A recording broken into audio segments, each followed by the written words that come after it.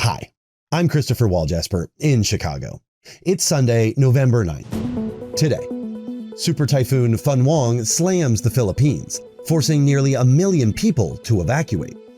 In the West Bank, Israeli settlers attack Palestinians, activists, and journalists during an olive harvest, injuring a Reuters team. World leaders gather in Brazil for COP30 climate talks.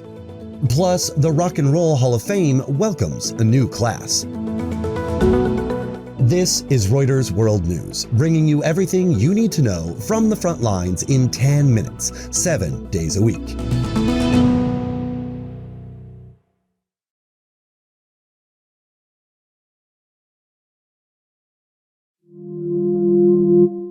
Super Typhoon Fung-wong is slamming the Philippines, with winds topping 140 miles an hour, forcing nearly 1 million people to evacuate. The storm is set to make landfall in Aurora province just weeks after Typhoon Kalmagi killed more than 200 people. Manila and surrounding areas are shut down, with the military shifting thousands of troops to disaster response. Follow Reuters.com for the latest on the storm and its impacts. A boat carrying 300 people from Myanmar has sunk near the Thailand-Malaysia border, and hundreds are missing. Malaysian authorities have pulled just 10 survivors and 1 body from the water 3 days later. Most aboard were Rohingya Muslim, according to state media.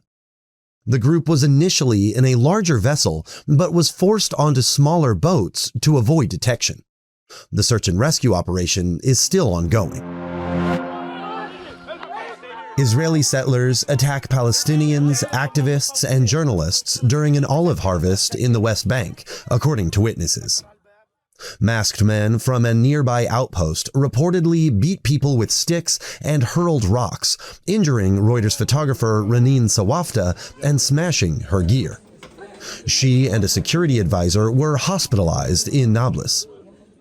Israeli Defense Forces says it dispatched troops after reports of a confrontation and says it condemns any act of violence.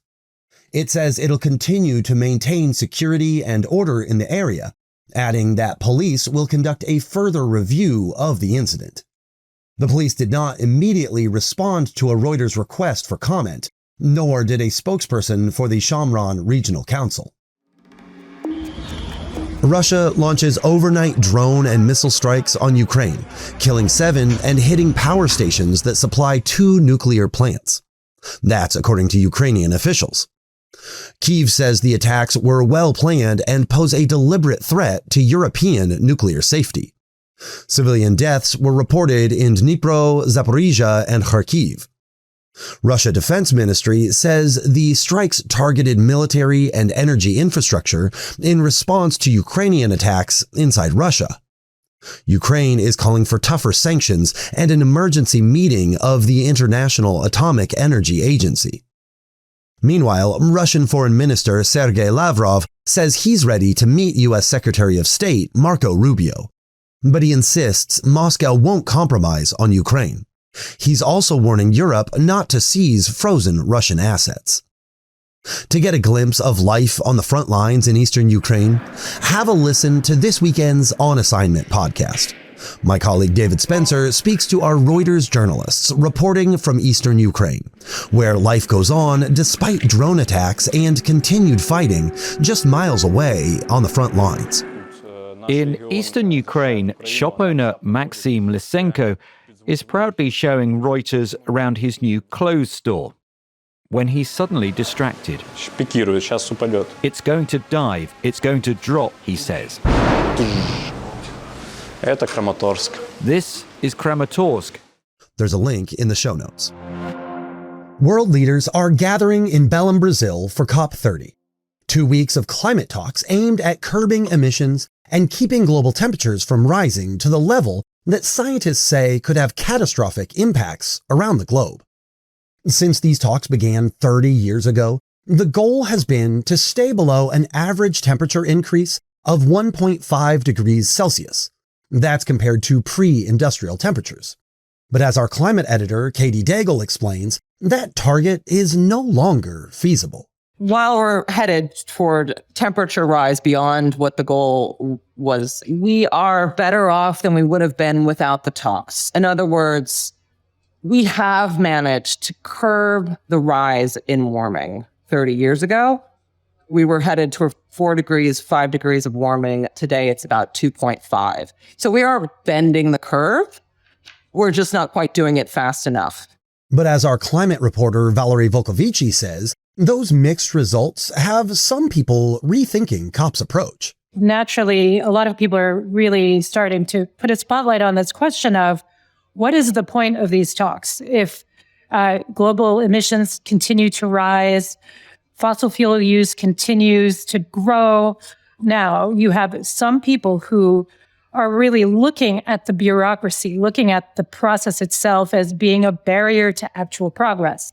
On the other hand, you have people that point out that there is no alternative to this. If you want every country on board to have a voice, so a low-lying island having a seat at the table with a Gulf state oil producer, you need the talks. We're seeing Brazil, we're seeing China now attempt to play a bigger role and to really kind of carry the flag for multilateralism. That being said, China's own pledge to reduce its emissions, I think, left a lot to be desired, because on one hand, it is leading the charge in producing all of the kind of supply chain needed for the renewable energy transition. On the other hand, domestically, because it's trying to win the AI race against the United States, has been ramping up continuously its coal use domestically, and also looking at other fossil fuel deals, even with the United States. Staying in Brazil, let's shift gears now to Sao Paulo and Formula One racing. The championship is wide open and racing resumes today with just 4 races left in the season.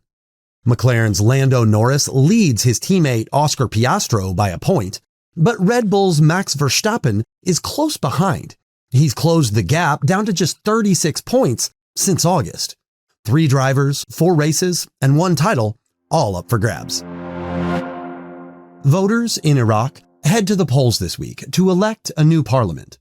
And as our reporter Timur Azari is reporting, voters are hoping to see increased investment into Iraq's growing infrastructure after 2 decades of democracy in the country. There's a big question today about whether the system set up in Iraq after the 2003 US-led invasion has worked for people. Iraq is a very oil-rich country. Billions of dollars come into state coffers each year, and you have all of these international companies there, but very few people actually see a lot of those revenues. Meanwhile, you have a political class that's grown extremely wealthy, and that's driving voter apathy, with voter turnout dropping from 80% 20 years ago to around 40% today. Iraq's voters are overwhelmingly young. The median age is around 30 in the country, and so many of them today want to see some of the development, the construction, the incremental improvement in services that they've seen in the past years continue. Now that can be challenging in Iraq's system of government.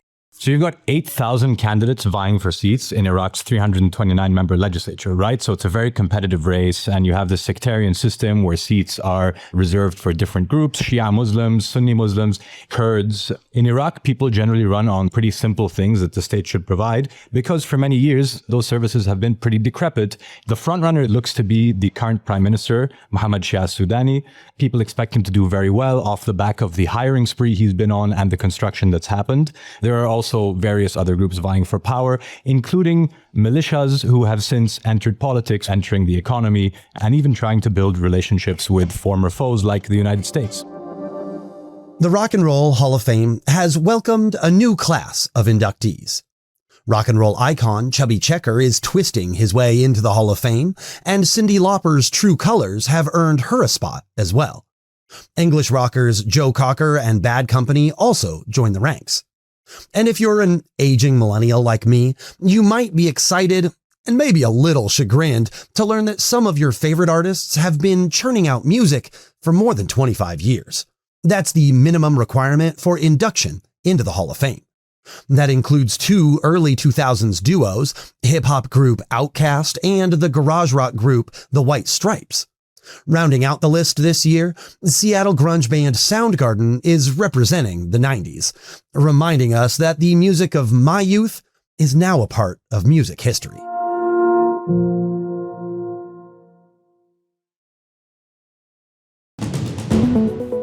And for today's recommended read, in Trump's second administration, extreme conservative influencers and platforms are becoming mainstream. A decades-long conservative pushback against perceived liberal media is flipping. Now a shift to the right is reshaping America's information ecosystem. We'll drop a link to that story in today's show notes. For more on any of the stories from today, check out Reuters.com or the Reuters app. Don't forget to follow us on your favorite podcast player. If you're listening on a smart speaker, just ask for the latest news from Reuters 7 days a week. We'll be back tomorrow with our daily headline show.